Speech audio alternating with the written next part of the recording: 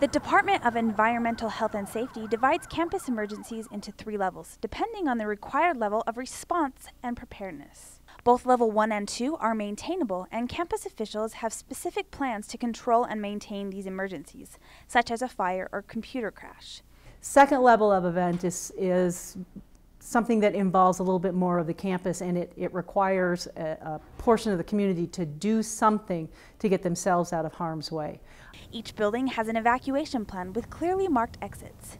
Marty Schaub, Executive Director of Environment, Health and Safety and Emergency Management, encourages students to familiarize themselves with the evacuation plans of the buildings they find themselves in regularly.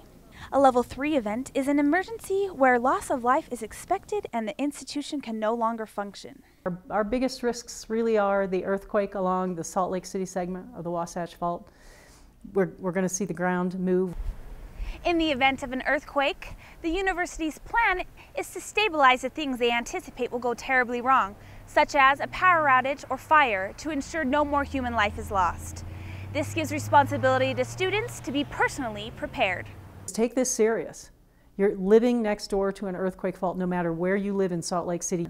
The responsibility to have a personal preparedness plan and your own personal stock of resources is valid. Schaub says the evacuation strategy is complicated but not difficult because First South, Fourth South Foothill Drive and Mario Capisci Drive are essentially the only feeders in and out of campus.